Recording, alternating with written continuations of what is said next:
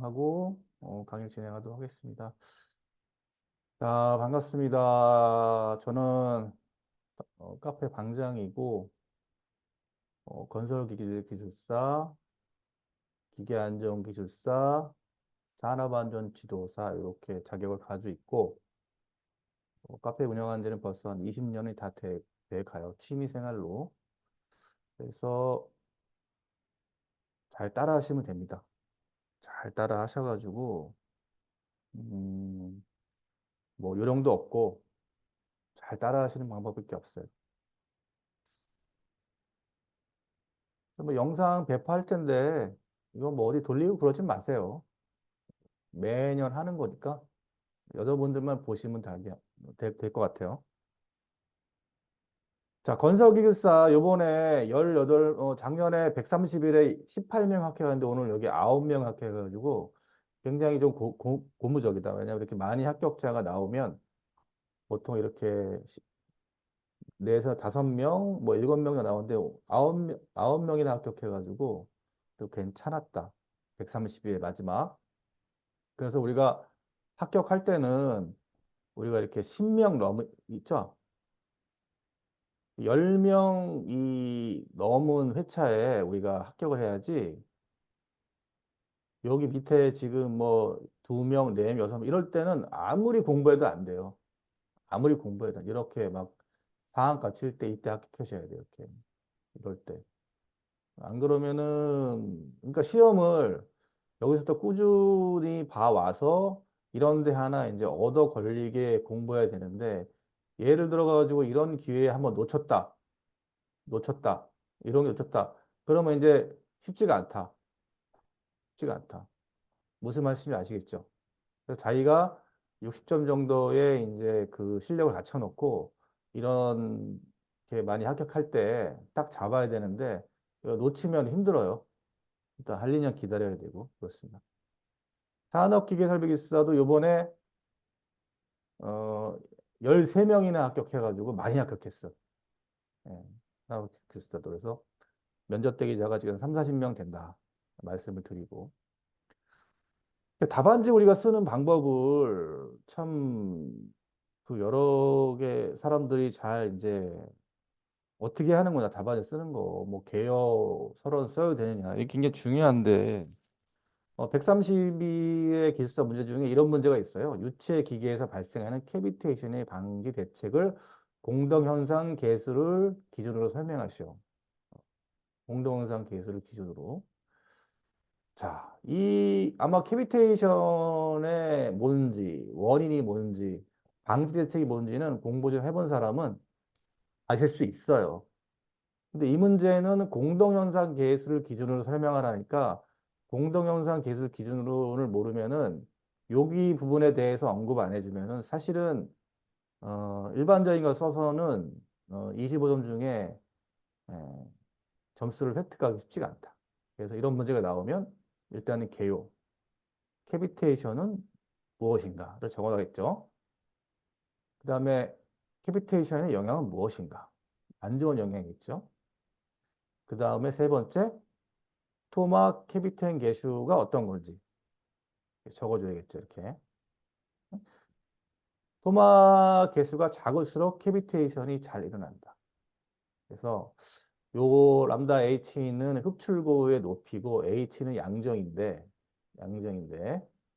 양정인데, 이런 어떤 수차에서 이제 베르누이 정리를 이용해서 이 식이 나온 거예요. 나온 거예요. 그래서 토마 캐피텐 계수를 이렇게 좀 적어주고, 어? 요걸 적어줘. 캐비테이션이 잘 일어난다, 적을수록.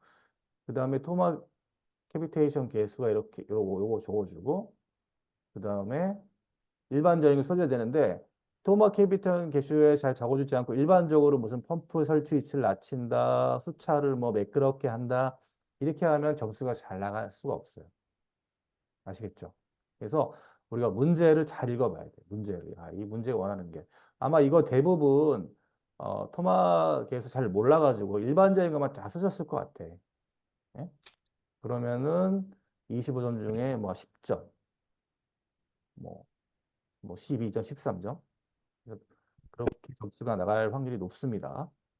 그래서 문제를 정확히 보고 답을 쓰는 연습을 해주셔야 되는데 서술형은요 개요하고 본론 결론식으로 쓰는 게 좋습니다. 서술형은 25점짜리는 그래서 왁구를 그런 식으로 짜야 되고 개요하고 뭐 개요를 너무 거창하게 하지 마시고 이런 거 같은 경우는 뭐가 있을까요? 개요는 뭐 어?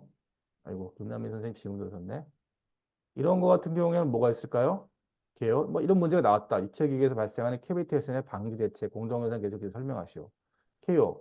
캐비테이션이 뭐고 이것은 펌프나 수차에 굉장히 안 좋은 영향을 미치기 때문에 이 캐비테이션을 방지하기 위해서 우리가 좀 대책을 세워야 된다. 이게 개요지 뭐.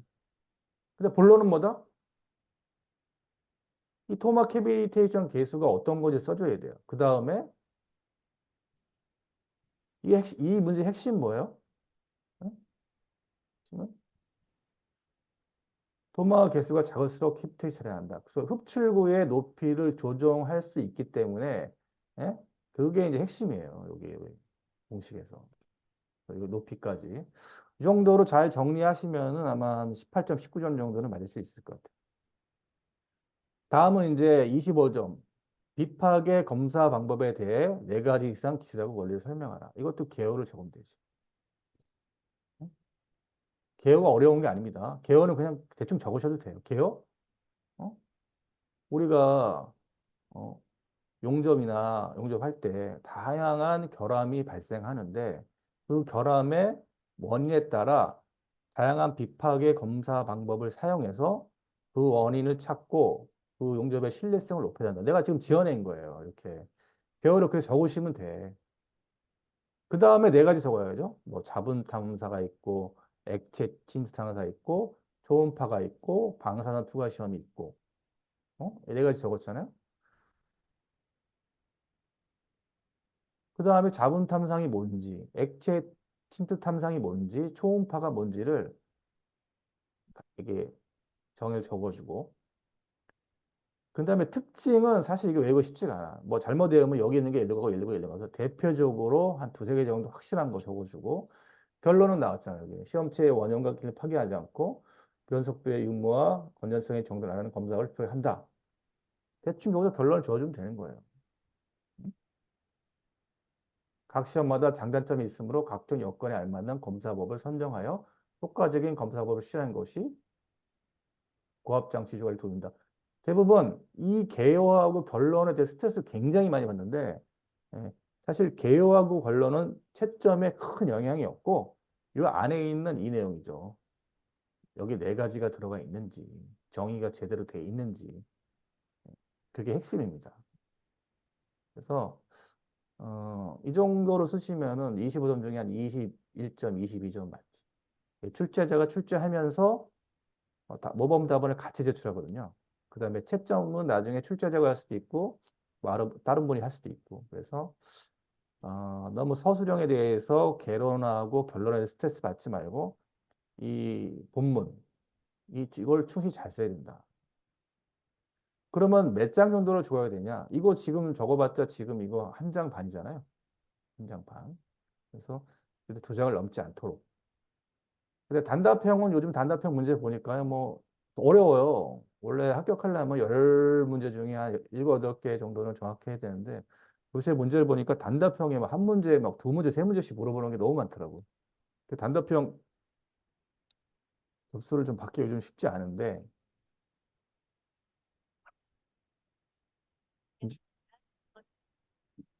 야, 지금도 무슨 여론조사가 오네? 쉽지 않은데, 단답형은 굳이 서론, 본론 개요보다는 핵심은 정확히 적어주는 게 좋고, 서술형은 6문제 중에 4문제를 적었는데 거기에는 개요, 본론, 서론 이 왁구를 짜서 디자인을 해서 서브노트를 만드는 게 좋다. 그래서 어, 볼펜 중요합니다. 볼펜. 젯 스피드 같은 거 비싸지만은 시험 칠 때는 그런 거 쓰시면 좋아요. 0.5mm 이상 정도 쓰시면 좋고. 이거 열심히 공부하면 한 1년이면 다 나가요, 이거. 열심히 공부하면. 여러분들도 볼펜 같은 거 버리지 말고 잘 모아두시기 바랍니다. 그다음에 한 석 달만 20장씩 쓰면 이렇게 되거든요. 석 달만 20장 쓰면. 시험 치르고 갔는데 여기 손가락, 오른쪽 손가락 여기가 뭐 굳은 살이 전혀 없고 말랑말랑하다. 그러면 시험 치러 가지 마세요. 이거는 눈으로 아무리 보고 아주 소용이 없어. 써야 돼. 쓰고 눈으로 보고 마음속으로 중얼거려. 이게 삼박자가 맞아야 되거든요. 그렇죠? 이거는 아까 이런 그 문제를 외울 때, 이런 문제를 외울 때, 이거를 내가 이번 주에 작사를 내서 한번 암기해야겠다 하면은 외워져요. 용접에 대해서. 근데 며칠 지나면 다 까먹어서 이거 외울 때는 네 가지가 뭔지, 잡은, 액체, 초음파, 방사선이 있구나. 넘어가. 제목만 외우고. 딴 거 하다가 다시 와서 자부는 뭐지? 자부는 이런 게 자분이고 액체 탐상은 이런 게 액체 탐산소고 초음파 탐사 여기 초음파이다. 대충 핵심 키워드 정도로 외워주고 그다음에 또 앞으로 전진했다가 나중에 특징 정도 이런 식으로 가야지 이거를 오늘 다 마무리 짓겠다 안 헤어집니다. 나중에 가면은 그런 겁니다. 중요한 거 외울 필요 없이 중간 뼈대만 외우니 바로바로 살이 붙더군요. 그래서 단 몇 시간 만에 3일 내내 외워도 몇 시간 지나니 기억이 없어. 근데 뼈대만 먼저 외우고 살을 외우니 신기하네. 그래서 뭐든지 뭐 5가지 설명하면 5가지부터 외우세요. 그 다음에 거기에 대한 정의, 그 다음에 특징 이런 식으로 가주시면 될 것 같아요. 왜냐하면 우리가 한두 문제 암기해야 되는 게 아니기 때문에. 있습니다. 자, 이제 건설기계 총론 부분인데요. 이 부분은 우리 건설기계에서 공부하시면서 좀 어렵게 생각하는 부분이에요. 건설기 장비가 나오고 뭐 그런 부분이기 때문에. 근데 건설회사 하시는 분들도 장비를 다루는 게 아니기 때문에 이런 것들은 그냥 암기하셔야 돼요. 유튜브 같은 거 잘 돼 있기 때문에 그런 거 보시면서 암기하실 수밖에 없습니다. 자, 일단은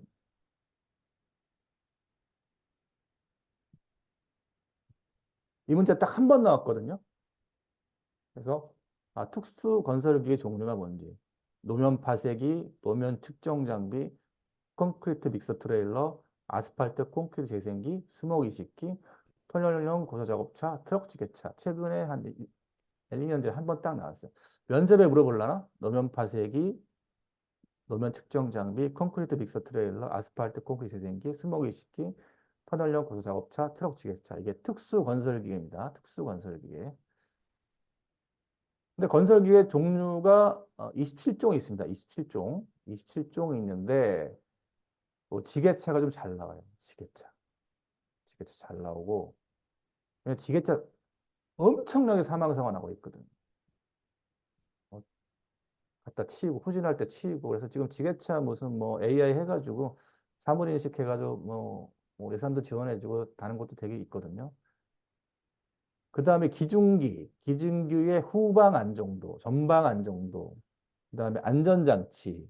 뭐 이런 것들.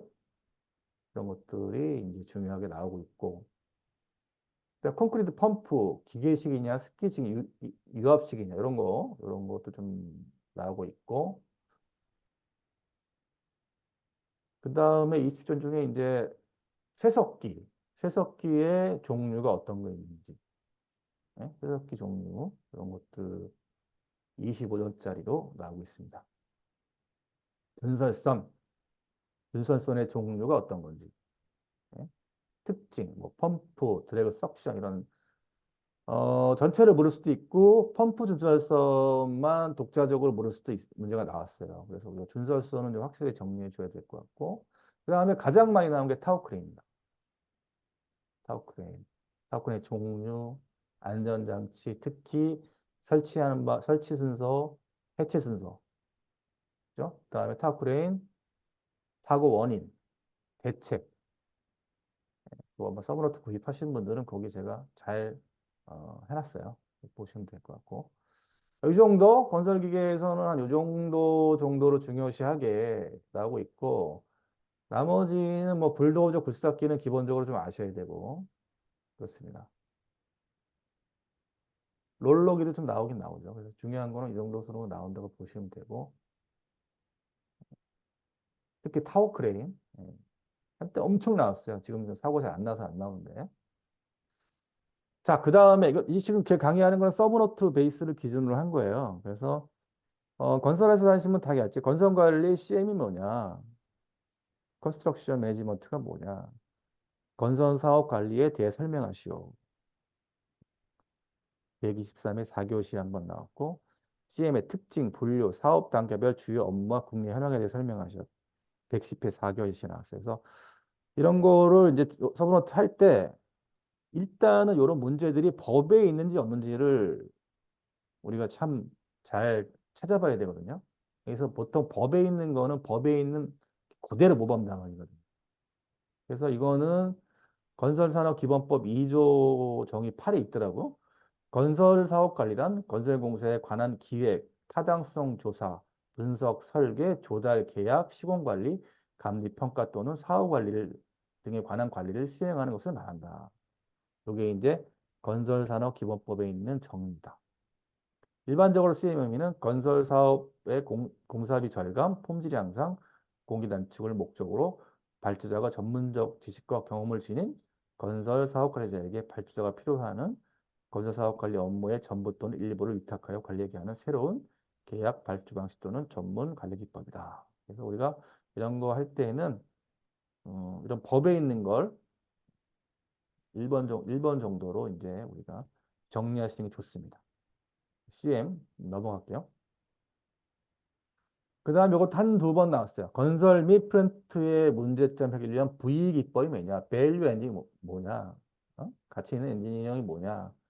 그래서 이거는 소기의 성능, 신뢰성, 안전성 등을 충족시켜 종전보다 더욱 만족하거나 더 나은 품질을 확보하여 최소한의 생애 주기 비용으로서의 필요한 기능을 확보하기 위해 해당 업체의 직원에 의해서 행해지는 조직적 차원의 개선 활동을 의미한다. 뭐 이 정도만 적어주시면 될 것 같아요. 그래서 뭐 이런 공식과 여건 되면 적어주고 그래서 이런 것들은 단답형으로 나오더라. 단답형으로.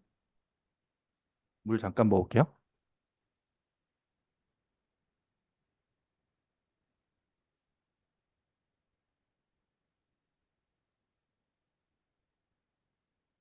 단답형으로 나오는 문제고 자주 나오는 문제는 아닙니다. CM하고 좀 합쳐서. 그러나 우리가 어떤 의미인지는 좀 알고 넘어가야 된다. 그래서 자, V 넘어가도록 할게요. 요거는 좀 이제 가끔씩 나오는 문제거든요. 우리가 고속도로나 이런 거 이제 지나다닐 때 운행 제한 금지 표시판 보셨죠? 뭐 100톤, 뭐 40톤 그런 게 있거든요. 대형 건설기계 범위. 문제는 이렇게 나오죠. 여기 나오고 최근에 한 번 더 나왔어. 건설기계 안전관리 기준의 규칙에 정하는 대형 건설기계의 범위에 대해 설명하시려고 나올 수도 있고, 그 다음에 건설기계 그 운행 제한되는 범위에 대해 설명하시게 나올 수도 있거든요. 그래서 길이가 16.7m를 초과하는 건설기계, 너비가 2.5m를 초과하는 건설기계, 높이가 4.0m를 초과하는 건설기계, 최소 회전 반경이 12m를 초과하는 건설기계, 총 중량이 40톤 초과하는 건설기계, 총 중량 상태에서 축하적으로 10톤을 초과하는 건설기계에서 이렇게 보면은 잘 외우기 힘들어요. 그래서 이런 그림을 하나 그려요. 그래가지고 답안 쓸 때도 이렇게 그리면 돼요. 그래가지고 높이 4m, 16.7, 2.5, 축하적 10톤 이렇게 그려가지고 암기하시면 좋을 것 같아요. 그렇죠? 이게 좀 될 것 같고 그 다음에 12번은 아주 굉장히 좀 자주 나오는 문제거든요.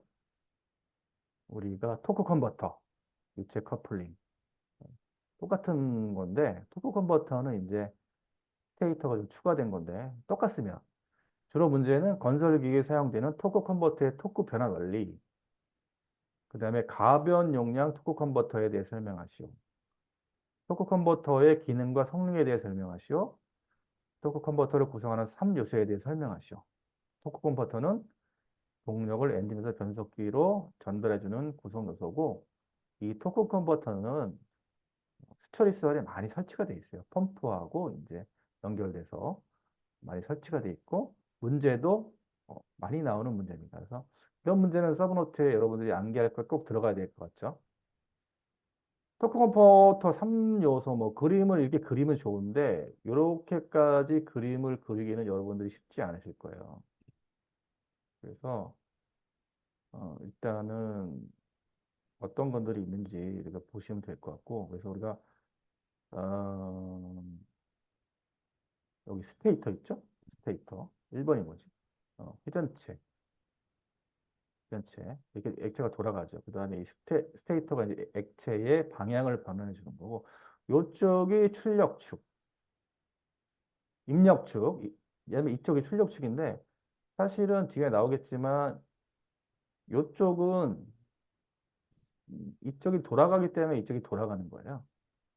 그래서 주요 구성 부품을 보시고,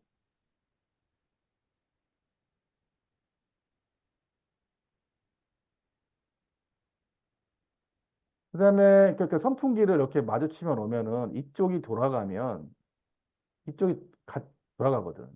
근데 이쪽이 만약에 10으로 뒀는데 이쪽이 10 똑같이 안 돌죠. 똑같이 안 돌거든요. 그래서 토크 컨버터는 아까 보시면 기계적 결함이 있고 이 안에 이제 기름으로 채워져 있어요. 기름으로. 그다음에 기계적 연결이 없고 그렇기 때문에 정숙하고 뭐 그런 특징이 있습니다. 장점. 기계적 결합이 전혀 없어 기름에 의해 동력을 전달하므로 마모가 일어나지 않는다. 기계적 접촉부가 없으므로 늘어붙음이 마모가 없고 고장이 없으며 내구성이 크다. 비틀림 진동계는 기관과 축게 따로 나누어 완화할 수 있다. 기관의 고장 축과 못하네요. 고장의 충격을 완화한다.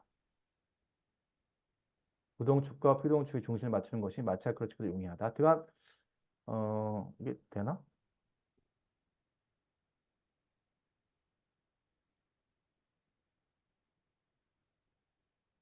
그렇죠. 출력축이 돌아가면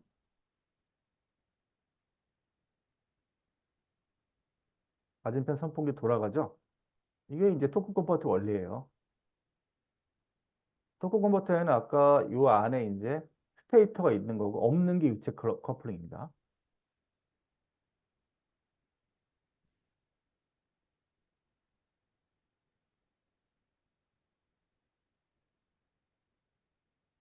자, 토크 컨버터의 원리를 잘 아시겠죠?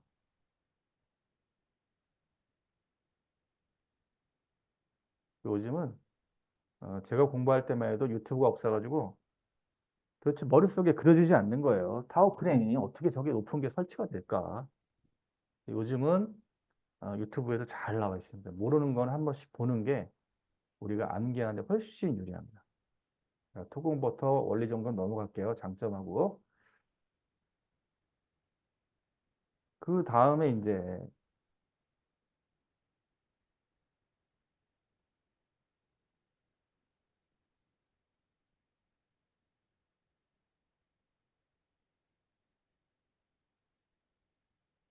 안 넘어가지.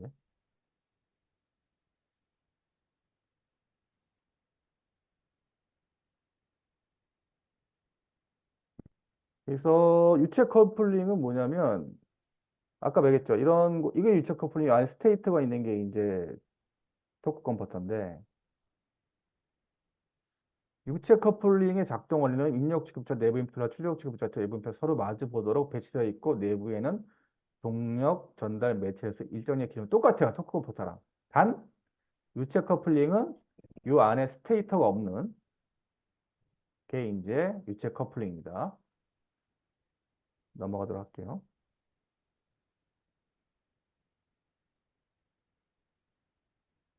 근데 이제 그 단점이 있어. 단점이 뭐냐면 단점이 뭐 같아요? 슬립이 생겨요. 슬립이. 슬립이 생긴다. 2에서 5%다. 그러니까 이쪽에서 아까 얘기했듯이 이쪽 선풍기가 바람을 내주며 기름 내주면 이쪽 선풍기가 돌아가는데 여기서 10을 쏴주면 이쪽에 10이 안 돌아간다고. 한 8 정도밖에 안 돌아가요. 그렇겠죠? 그게 슬립이에요. 연속 최대 출력 시 2에서 5%가량의 슬립 손실이 발생하고 작동류의 열 손실이 유발하여 작동용 냉각기의 냉각수 펌프가 필요하다. 이게 단점입니다.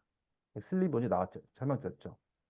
밀폐된 챔버 내에서 구동축의 1차 휠과 희동축의 2차 휠 사이에 순환하는 유체의 운동 에너지가 전달되는 원리에서 작동된다. 챔버 속에 회전하는 유체는 원심력과 원주방의 속도에 의하여 에너지를 전달한다.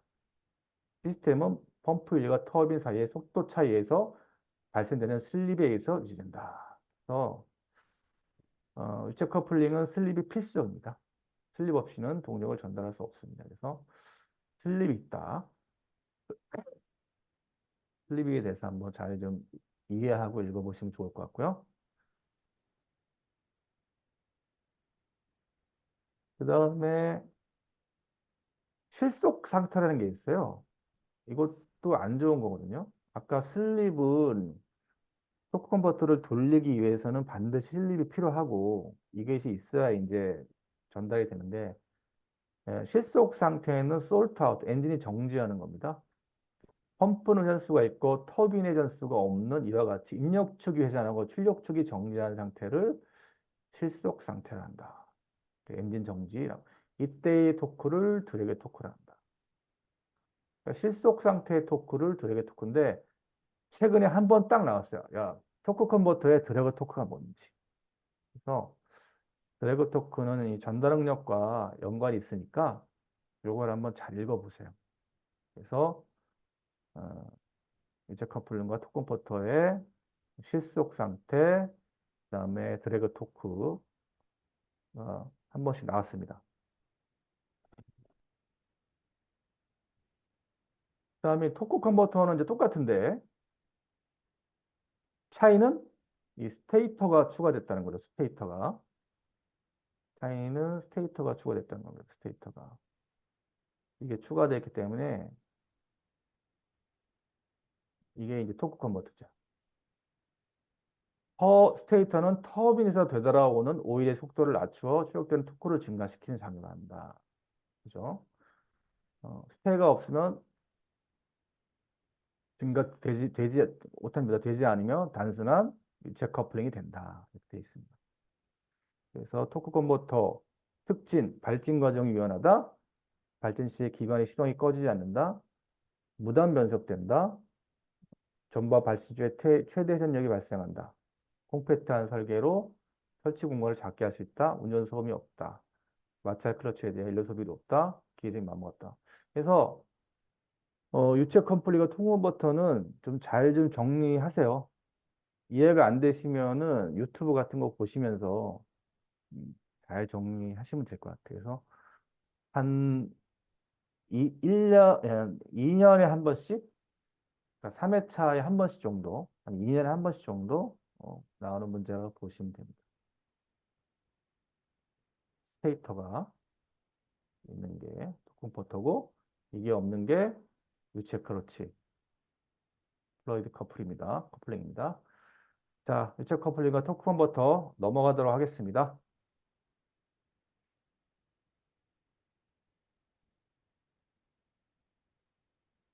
그 다음에 이제 요 문제는 잊을만 하면 이제 한 번씩 나오는 문제인데, 다음 중 건설기계에 사용되고 있는 동력 전달 장치에 대해서 설명하시오. 이런 문제가 나오고 있는데, 고전적인 문제예요. 고전적인 문제. 그래서 동력 전달 장치에는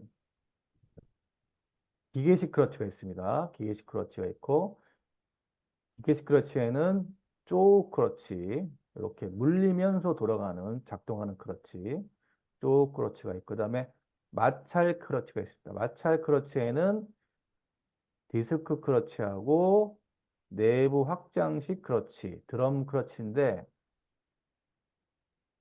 여기 있는 내용들의 이제 그 기본서는 이제 구민사책에 돼 있는 거거든요. 서브노트에 돼 있는 거고. 그래서 약간 이해가 안 되시는 것들은 좀 구글링을 해가지고 전도 첨부하시면 괜찮을 것 같아요. 그래서 기계식 크러치에는 쪼 크러치가 있고 마찰 크러치가 있고, 그다음에 변속 장치에는, 그러니까 타이틀 먼저 외우라니까요. 기계식 크러치에는 쪼 크러치가 있고 마찰 크러치가 있고, 그다음에 변속 장치에는 선택 적동식, 이름도 어려워요. 선택 적동식. 축상의 기어를 시프트 레버에 의해 직접 기어를 움직여 변속하는 것으로 가장 간단한 변속 방식 구조가 변속 방식이고 구조가 간단하고 취급이 용이하지만 변속 시에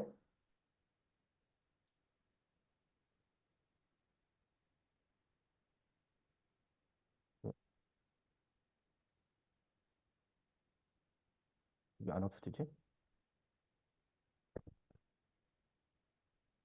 변속 시에 기어 자체가 축전상을 활동하여 맞물려하는 단점이 있다. 이제 선택 접변식이고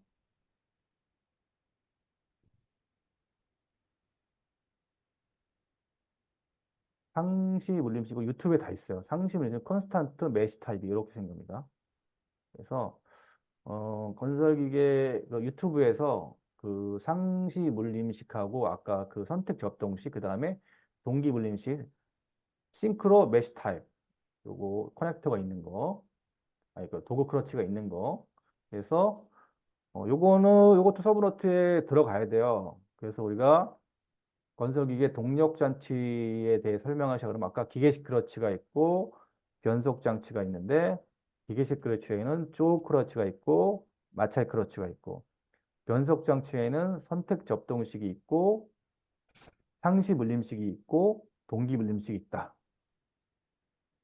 그래서 이런 것들은 그림 그리기가 어렵고 좀 이해하기 힘든데 유튜브 같은 거 보면서 정리를 잘 해낸다. 그래서 이거는 한 3년에 한 번씩, 3년에 한 번씩 나오는 문제를 보시면 됩니다. 그 다음에 세 번째는 이제 유압 변속 장치가 있고, 아까 토크 컨버터 있고, 유체 클러치 있고, 유압 구동 있고, 파워 테이크오버.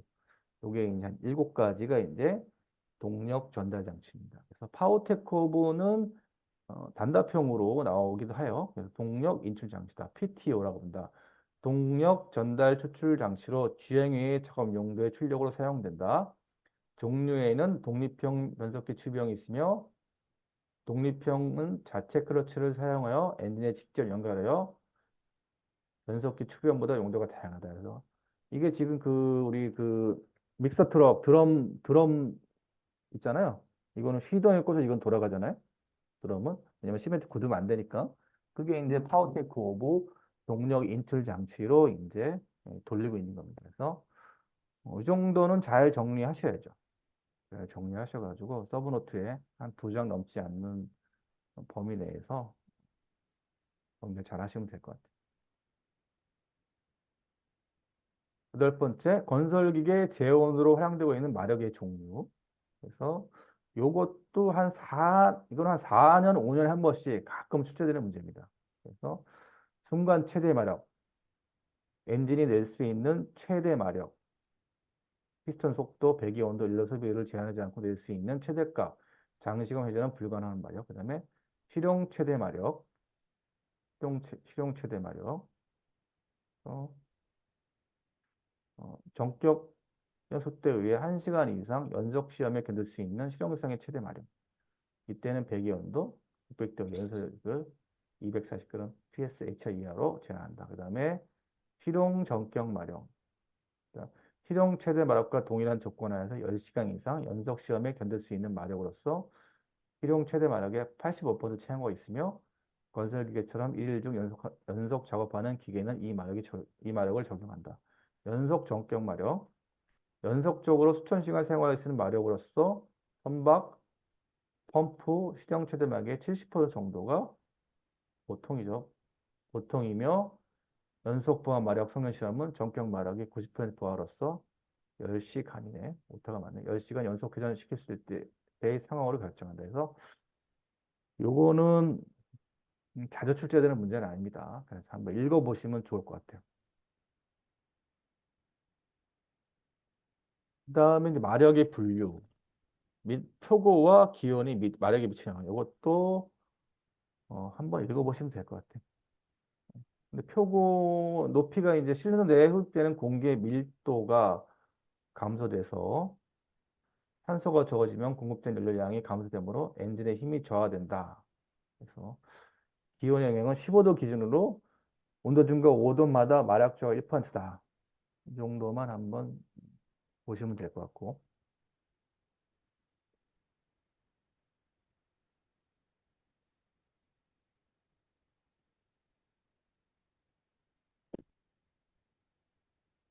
다음 아홉 번째, 건설기계 구비 조건. 이런 것들은 이것도 한 3년에 한 번씩 뭐 잊을만 하면 나오는 문제입니다. 이런 문제가 나오면 땡큐예요. 우리 앞에 한 바꿈 뭐 자동차의 구비 조건 뭐 어? 아주 좀 상식적인 문제죠. 내구성 향상 있어야 되고 안전성 있어야 되고 정비성, 범용성, 신뢰성. 그래서 이런 문제가 나오면은 내가 공부 안 했더라도 우리가 상식선에서 우리가 문제를 적을 수 있는 문제다. 그죠? 정비성이 좋아야 될 거 아니에요. 제가 태국에 이제 동생이 살아서 자주 가는데 거기 차는 다 도시바야. 일본 제품이 다 차가 있어요. 작년에 가니까 우리 현대차, 기아차가 좀 카니발 같은 게 보이긴 하더라고요. 근데 이제 그쪽에는 이제 다 차가 서비스 센터가 다 도시바급이 없어요. 그러니까 AS 기반 구축이 안 되니까 안 되더라고요. 그래서 이런 문제는 아주 고전형의 문제지만 나오면은 최선을 다해서 소설을 쓰면서 적어야 될 문제입니다. 그 다음에 이 문제는 좀 그래도 그나마 한 1년 반, 3회차에 한 번씩, 2년에 한 번씩 이 나오는 문제입니다. 그래서 이거는 좀 중요한 문제라고 보시면 돼요. 그래서 건설기가 주행할 때 생기는 저항이 회전저항, 구배저항, 공기저항을 받게 됨으로써 이들 저항 합계보다 더 큰 힘을 가져야만이 기계는 비로소 움직이게 된다. 이때 힘을 견인력이란다. 견인력이라는 게 이제 이 저항보다 커야 된다. 견인한다. 견인력 공식이 그렇습니다. T는 270 저기 효율 그다음에 제동마력 곱하기 속도로 나는 거다. 그래서 어, 주행 저항에는 어떤 거냐 여기 지금 그다음에 주행 저항에는 바로 이게 회전 저항 그 가속 저항 공기 저항 포함되어 있는 거거든요. 그래서 회전 저항은 뭐다? 건설기기가 수평 또는 노면 또는 지면상 굴러갈 때 받는 저항을 총괄한 것으로 총 중량에 비례하여 발생한다. 차량식 회전 저항 구성은 타이어를 변환시키는 저항, 노면시키를 변화시키는 저항, 건설기계 구동부의 마찰 이런 것들이 차량식 회전 저항의 구성이고 그다음에 무한궤도식 건설기가 이제 차량식이 있고 무한궤도식 있잖아요. 무한궤도식 회전 저항 계수는 노면 종료 또는 지면 상태에 의한 변화 회전 저항 계수 그래서 이 구배 저항이 있어요. 두 번째는 구배 저항이거든. 이 구배 저항 구하는 공식에 탄젠트를 구하면 되잖아요. 그죠? 구배 저항은 건설기가 경사지를 올라갈 때 발생하는 저항이다. 이 각도 세타를 보시면 될 것 같고 구배저항은 저항이 증가되면 견인력은 감소. 건설기가 구배에 있는 언덕길을 올라갈 때 필요한 견인력은 언덕을 올라갈 때 필요한 견인은 구배 기울기에 비례에 감소한다. 기울기에 비례에 감소한다. 기울기가 커지면은 예? 어떻게 해요? 저항이 증가되잖아요. 이게 잘 이해가 안 되시는 분 있더라고. 구배 기울기에 비례하여 감소한다. 어? 그 다음에 이때 증가되는 힘을 구배정이 한다. 그 다음에 가속저항, 건설기기가 일정 속도를 유지하는데 필요하지 않은 여분의 힘을 이용하여 주행하고 있는 기계의 속도를 증가하는 관성정을 말하며 감속시는 뉴턴의 운동 제2 법칙에 따른다. 그래서 공식이 이렇습니다. 그래서 야 저항에는 뭐가 있다? 주행저항에는 회전저항, 가속저항, 회전저항, 구배저항, 가속저항, 그 다음에 마지막으로 공기저항. 이 네 가지가 있습니다. 그래서 이거 다 적어주면 되고 견인계수는 뭐다? 트랙터 등의 주행 구동배에 걸리는 중량에 대한 견력의 비율이다. 견인계수가 단답형으로 나온 적가 있어요. 견인력을 이런 공식에서 표시된다. 그래서 요거까지 해가지고 잘 정리해 두시면 될 것 같아요. 조건은 똑같아요. 누가 쉽고 어려운 게 없어. 그죠? 우리 녹화가 너무 길면은 카톡으로 안 가기 때문에 40분에서 5분만 쉴게요.